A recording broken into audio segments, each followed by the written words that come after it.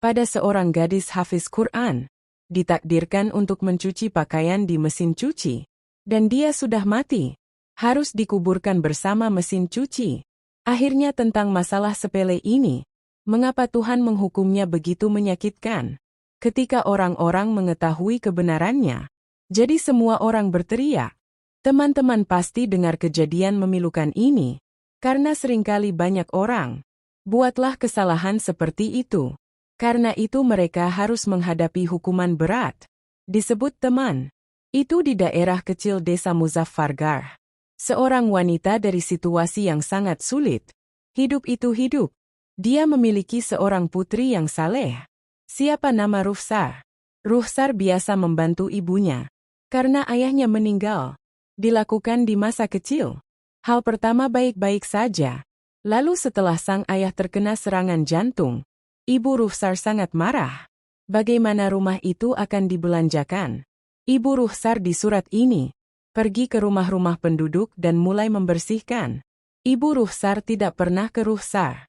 Dia tidak membawanya. Sebaliknya, dia diterima di seminari agar dia bisa menjadi hafiz Quran. Dan Rukhsar juga memenuhi keinginan ibunya. Dia biasa pergi ke seminari untuk menyelesaikannya.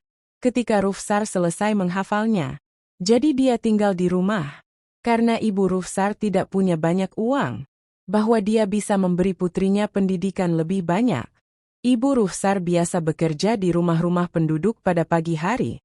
Padahal dia biasa mengatakan hal yang sama kepada Rukhsar, bahwa kamu hanya tinggal di rumah dan perhatikan pendidikan sekolah. Hari-hari berlalu seperti ini.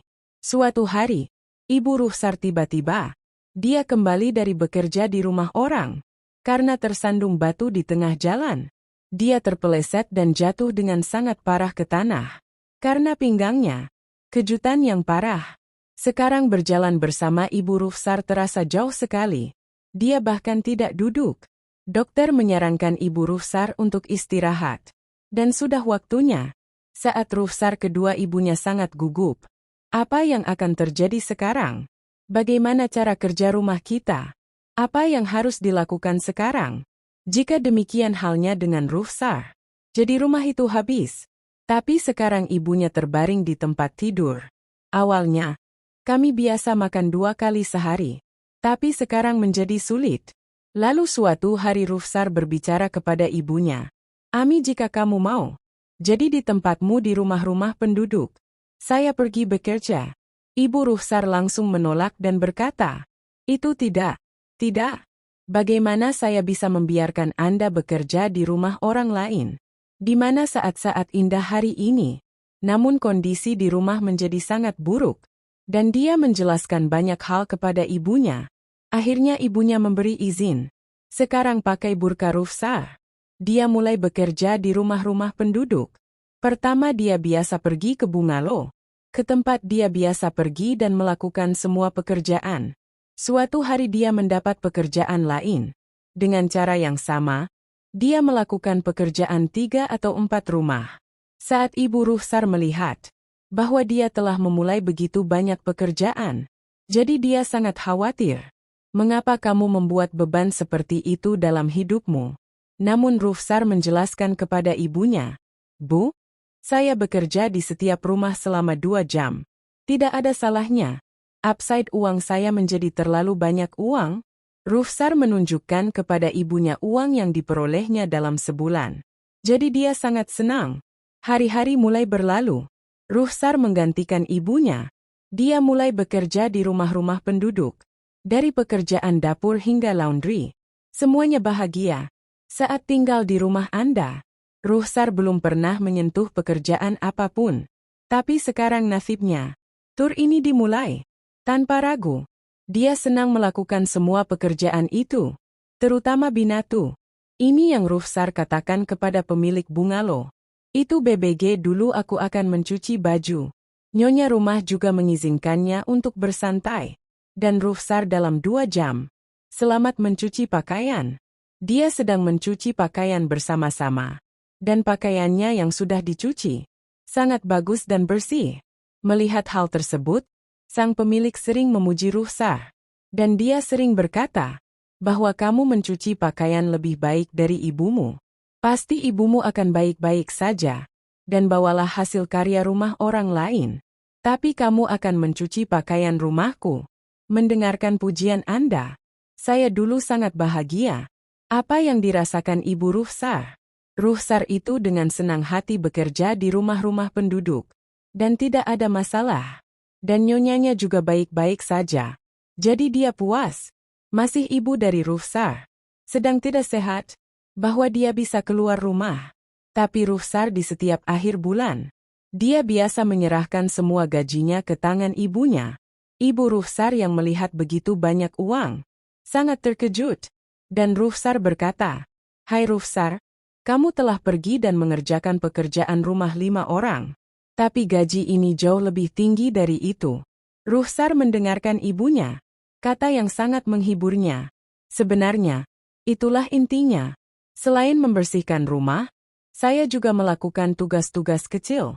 Karena itu nyonyanya juga senang, dan memberi saya tambahan 3 atau 400 rupiah. Itu sebabnya saya mendapatkan uang ini. Ibu Ruhsar sedih mendengarnya. Itu putriku yang kini berusia 18 tahun. Dan dia bahkan tidak pernah mengerjakan pekerjaan rumah. Apakah Anda bekerja siang dan malam untuk mendapatkan roti? Dan begitu banyak pekerjaan yang harus dilakukan. Tapi wajah Ruhsar itu terlihat sangat menyenangkan. Karena dia jatuh cinta dengan pekerjaan ini. Ibu Yohi Ruhsar dengan putra saudara perempuannya. Ruhsar bertunangan. Sekarang Ruhsar mulai membuat mahar dengan uangnya. Dan dalam waktu singkat, dengan membeli semua kebutuhannya, dia membuat mas kawinnya. Tanggal pernikahan juga telah ditentukan. Jadi Ruhsar membuat syarat ini dengan calon suaminya, bahwa aku akan membawa ibuku bersamaku. Mendengar hal itu, calon suami Ruhsar berkata baik-baik saja. Saya tinggal di sini di rumah bibi saya. Saya tidak keberatan, karena suami Ruhsar juga sepupunya. Lagi pula, ibu suami Ruhsar, dia sudah lama meninggal. Dia juga tinggal sendirian di rumah. Oleh karena itu, tidak ada yang keberatan dengannya. Ibu Ruhsar menjelaskan kepada putrinya, "Anak perempuan macam apa yang kamu bicarakan? Ibu dari setiap anak perempuan yang bersamanya. Dia tidak tinggal bersama mertuanya. Aku tidak akan pergi bersamamu." Tapi Ruhsar keras kepala, bahwa aku tidak akan menikah sampai saat itu. Selama kamu tidak bersamaku, mertuaku akan datang. Akhirnya Ibu Ruhsar, kekeras kepalaannya harus diterima. Dan setelah pernikahan Ruhsar, tinggal bersama Ruhsar. Tapi suami Ruhsar awalnya berpenghasilan baik. Dia biasa mengemudi. Itu sebabnya suaminya tegas. "Istri Pini dilarang, bahwa kamu pergi ke rumah orang. Tidak perlu bekerja sama sekali. Saya tidak mendapat penghasilan. Aku akan memberimu makan. Saya mendapat banyak uang. Bahwa Anda duduk dengan nyaman 3 kali roti. Anda bisa makan di rumah." Ruhsar pun mulai keras kepala. "Tidak, saya harus pergi ke sana dan bekerja. Saya tidak merasa buruk sama sekali dengan membersihkan orang. Karena pemilik di sana sangat baik. Saya sangat peduli." Namun suaminya dengan tegas melarangnya. Sekarang Ruhsar mulai berkata, "Itu benar. Membersihkan dan menyapu tidak berhasil. Tapi saya pasti akan mencuci pakaian di rumah. Karena nyonya tanganku mencuci tanganku. Suka pakaiannya." Suami Ruhsar ini menyerah pada kekerasnya. Sekarang Ruhsar kembali pergi ke bungalow yang sama. Pakaian orang-orang di sana mulai dicuci. Nyonya dicuci dengan tangannya. Pakaiannya sangat mirip. Tapi kemudian sesuatu terjadi. Itu yang mengubah hidup Ruhsar. Suami Ruhsar mengalami kecelakaan besar. Dan dia cacat total. Sekarang dia bahkan tidak bisa pergi ke pekerjaannya. Karena itu Ruhsar harus menghentikan semua pekerjaannya lagi. Ibu Ruhsar memberitahunya, "Putri itu tinggal di rumah. Dan jagalah rumahmu. Sekarang saya baik-baik saja. Saya melakukan pembersihan di tempat Anda." Tapi dia tidak terlalu menghormati ibunya. Dan berkata, "Ibu itu berbeda dari sebelumnya. Sekarang Anda tidak dapat melakukan pekerjaan pembersihan sama sekali. Sekarang kamu adalah tanggung jawabku. Tinggal di rumahku." Setelah beberapa hari Rukhsar mengetahuinya bahwa dia akan menjadi seorang ibu. Jadi ibu Rukhsar dulu. Jadi Rukhsar dilarang bahwa kamu beristirahat di rumah. Ibu Rukhsar mulai bekerja kembali. Tapi segera setelah akhir bulan, ibu Rukhsar mendapat gaji. Jadi gaji ibunya dibandingkan dengan gaji Rukhsar itu sangat rendah. Rukhsar juga kaget karena dia melakukan semua hal yang sama. Apa yang biasa dilakukan Rukhsar? Lalu mengapa ada perbedaan uang yang begitu besar? Tapi bulan depan Rukhsar telah memutuskan bahwa dia berada dalam situasi seperti itu, akan pergi bekerja. Dan kemudian hal itu terjadi. Rukhsar dalam situasi seperti ini di rumah-rumah penduduk. Mulai bekerja. Hanya setelah beberapa bulan, dia melahirkan bayi yang sangat lucu. Segera setelah anak itu lahir ke dunia ini. Jadi setelah itu, keluarga Rukhsar menghadapi ujian lain. Rukhsar biasa meninggalkan anaknya dan pergi bekerja. Ibu Rukhsar dulunya merawat cucunya. Sementara putrinya, dia biasa pulang ke rumah dalam keadaan lelah. Ibu Rukhsar dari putrinya sangat menyedihkan atas kerja keras ini. Betapa kerasnya putriku bekerja. Semoga Allah membuka pelayanannya, dan dia mendapat begitu banyak bahwa dia tidak harus bekerja di rumah orang. Ibu Rukhsar akan mendoakannya. Tapi mungkin alam mempunyai sesuatu yang lain untuk diterima. Karena suatu hari tiba-tiba, seorang anak kecil berlari ke rumah Rukhsar, ibu dari Rukhsar, dan menyampaikan kabar ini kepada suaminya. Rukhsar itu telah mati. Ibu Rukhsar pingsan setelah mendengar berita ini, sedangkan suami Rukhsar jadi kaget. Dia tidak percaya. Setelah beberapa saat, ibu Rukhsar sadar, jadi dia melihat banyak orang berkumpul di depan. Penduduk setempat telah datang ke rumahnya. Teriak ibu Rukhsar kepada orang-orang, "Katakan di mana mayat putriku? Mengapa putriku tidak dibawa ke sini?" Mendengarkan perkataan ibu Rukhsar, semua orang mulai melihat wajah satu sama lain. Semua orang meminta pengampunan. Dan itulah yang saya pikirkan. Bagaimana cara memberitahu ibu malang ini? Apa yang terjadi pada putrinya? Ketika sangat terlambat, pemilik rumah ini juga datang. Di rumah siapa Rukhsar dulu bekerja, dan di rumahnya siapa Rukhsar meninggal. Dia datang dan segera memberitahu ibu Rukhsar. Karena Rukhsar tersengat listrik mesin cuci, dia telah mati. Karena itu mayatnya menempel di mesin cuci, dan dia tidak mengambil nama perpisahan darinya. Mendengar berita ini, semua orang menangis. Itulah yang dipikirkan semua orang. Bagaimana ini bisa terjadi? Tidak ada yang mengerti. Saat itulah seorang wanita dengan burka maju ke depan. Dan dia menjelaskan semuanya. Sepertinya, gadis itu adalah orang berdosa. Lalu jenazahnya masih menempel di mesin cuci. Dan tidak menyebut nama perpisahan. Mendengar hal itu, ibu Rukhsar pun ikut kesal. Tidak, putriku sama sekali bukan orang berdosa. Dia tidak melakukan dosa apapun. Hei, dia penghafal Al-Quran. Nah, bagaimana semua ini bisa terjadi padanya? Pasti ada hal lain. Suami Rukhsar pun menyampaikannya kepada ibu mertuanya. Ya, memang istriku. Ini harus berhasil di rumah-rumah penduduk. Tapi dia sama sekali bukan karakter buruk. Dan juga bukan orang berdosa. Apa yang terjadi padanya selama ini? Jadi semuanya. Mereka mulai meragukan nyonya ini. Semua orang menyalahkan nyonyanya. Sepertinya bahwa nyonyanya telah membunuh Rukhsar. Pasti dia telah berbuat salah padanya. Itu semua tentang mendengarkan. Nyonya itu sangat gugup. Dia memberitahu semua orang. Tidak. Saya tidak melakukan ketidakadilan apapun padanya. Sebaliknya, aku selalu memanggilnya dengan sebutan yang sama. Bahwa pekerjaan Anda luar biasa. Jika saya kejam, jadi kamu berbuat baik meskipun ada larangan dari suamimu. Mengapa Anda ingin bekerja dengan saya? Suaminya dulu melarang dia bekerja. Tapi dia selalu datang kepadaku dan bekerja. Jika saya menganiaya dia, jadi mengapa Anda ingin bekerja dengan saya? Nyonya, ini juga tampaknya benar bagi orang-orang. Semua orang menyetujui hal ini. Dia mengatakan yang sebenarnya. Dan ibu Ruhsar masih khawatir. Suami Ruhsar juga berada dalam situasi yang buruk. Bahkan mayat Ruhsar. Setiap upaya yang gagal untuk memisahkan mesin cuci. Dan tidak ada seorang pun yang berhasil melakukannya. Terakhir, dengan meletakkan jenazah Ruhsar di atas tempat tidur yang dilengkapi mesin cuci. Dibawa ke rumahnya. Karena dia mati dengan mesin cuci. Diriku sangat terjebak. Penduduk setempat yang melihat pemandangan ini. Jadi semua orang mulai meminta maaf.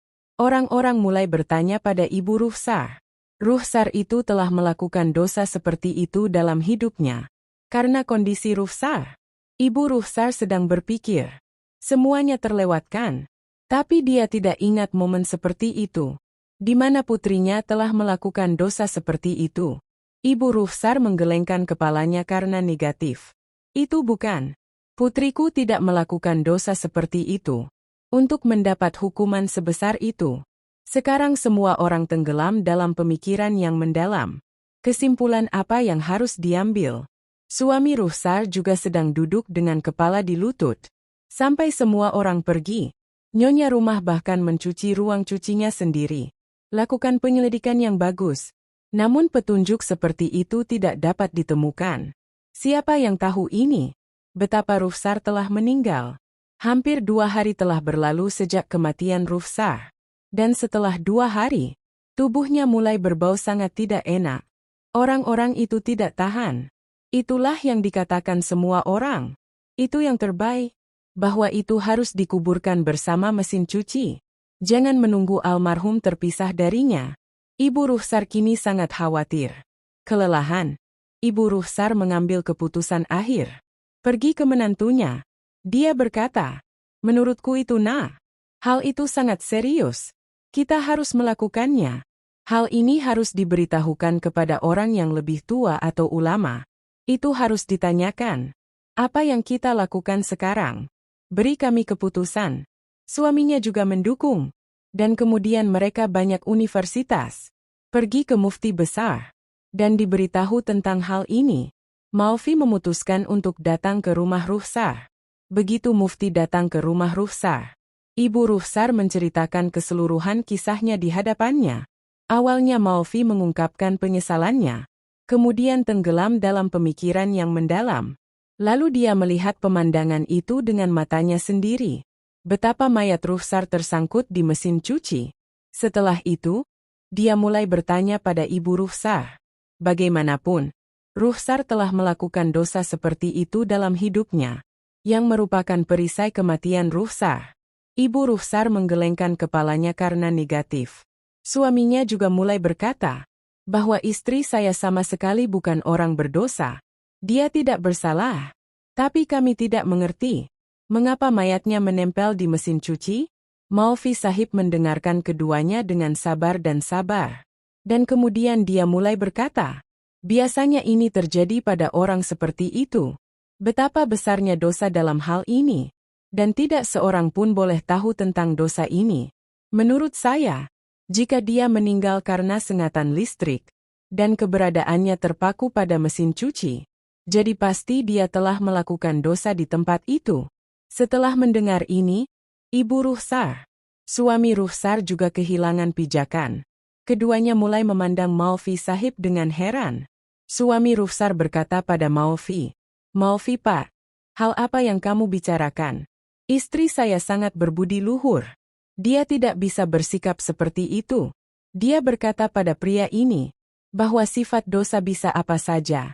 Kemudian Maufi Sahib mengajukan pertanyaan kepada ibu Ruhsar, bahwa kamu bisa memberitahuku, berapa banyak rumah tempat Ruhsar bekerja? Karena dengan Ruhsar Anda punya waktu seumur hidup. Pasti ada dosa seperti itu. Atau tidak seperti itu. Bahwa dia biasa pergi ke rumah orang dan bekerja. Atau tahukah Anda bahwa dia tidak sengaja mencuri sesuatu dari seseorang? Ibu Ruhsar langsung berkata, tidak, putriku tidak pernah mencurinya. Dan saya bahkan tidak melatihnya seperti itu. Kata Maufi Sahib. Apa yang kamu bicarakan? Pernahkah Anda merasakan hal seperti ini? Bahwa perilakunya berbeda dari biasanya? Atau Anda telah memperhatikan perubahan pada dirinya? Atau hari ketika Anda menginginkannya? Semoga Ruhsar sangat bahagia, kata ibunya, bahwa putriku selalu bahagia. Dia banyak membantu orang. Ibunya mengatakannya lagi. Tidak, saya tidak pernah mengubah apapun pada putri saya. Setelah mengatakan ini, Ibu Ruhsar mulai menangis. Lalu Malfi berkata pada Ibu Ruhsar, Anda mengajukan pertanyaan, bahwa kamu bisa memberitahuku ini. Berapa penghasilan Ruhsar sebulan? Kata Ibu Ruhsar dengan gembira, bahwa putri saya biasanya berpenghasilan banyak setiap bulannya. Terkadang dia punya banyak uang. Aku juga pernah bertanya padanya, kenapa kamu punya banyak uang? Jadi dia dengan senang hati memberitahuku. Faktanya, saya melakukan banyak pekerjaan, dan saya juga melakukan tugas-tugas kecil. Lalu nyonya rumah memberi saya uang tambahan. Namun warna wajah Malfi sahib telah hilang. Mereka menemukan sesuatu yang hitam di dalam lentil. Kemudian mereka mulai berkata, bisakah kamu membawaku ke rumah nyonya Ruhsar? Di mana Ruhsar meninggal? Karena rahasia ini sekarang bisa dibuka di sana. Lalu Ibu Ruhsar, Malfi telah pergi ke bungalow pemilik ini. Pertama, mufti wanita itu, Pak. Ibu Ruhsar sangat ketakutan. Tapi kemudian mufti meyakinkannya. Lihat sayang ini, masalah ini sangat serius. Dan semua ini terjadi di rumahmu. Anda pasti tahu sesuatu tentang ini. Inilah yang saya minta dari Anda. Bahwa kamu tahu segalanya. Inilah semua yang perlu Anda ketahui tentang masalah ini. Katakan padaku demi Tuhan, agar putrinya bisa diberkati dengan tanah kubur. Mendengar hal ini, pemilik Ruhsar menghela nafas dingin. Dan kemudian mufti menceritakan semuanya kepada Ibu Ruhsar. Dia mulai berkata, itu ketika saya pergi ke rumahnya dan menceritakan tentang kematian Ruhsar. Jadi penduduk desa meragukanku. Saya ingin mengatakan yang sebenarnya kepada semua orang. Tapi kemudian aku takut. Agar orang-orang tidak menyalahkan saya karenanya. Ruhsar telah bekerja dengan saya selama bertahun-tahun. Saya menyukai karyanya. Dia mencuci pakaian dengan sangat baik. Tapi aku tidak mengetahuinya.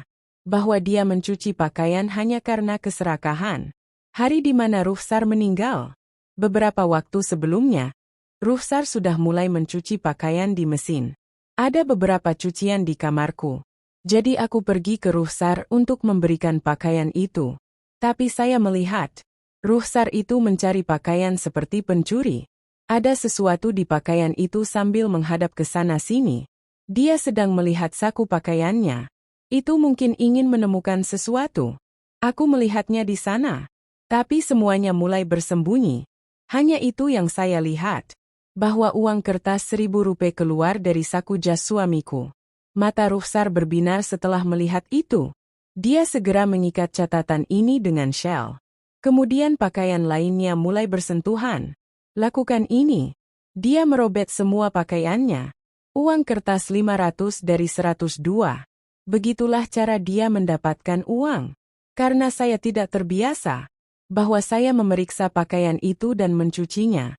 Makanya uang sering tertinggal di saku baju suami dan anak saya. Berkali-kali suamiku memberitahuku tentang hal ini. Begitu banyak uang yang hilang di pakaianku. Apakah kamu mengerti? Jadi saya tidak menganggap serius perkataan mereka. Dan dia baikkan. Karena kita sudah banyak diberi oleh Tuhan. Bagi kami hal-hal ini sangat biasa. Tapi ketika hari itu aku melihat Ruhsar bertingkah seperti itu. Jadi saya sangat terkejut. Tuhan tahu bahwa saya tidak melakukan kekerasan atau kekerasan apapun terhadapnya. Aku baru saja menemuinya dan berikan dia pakaian itu.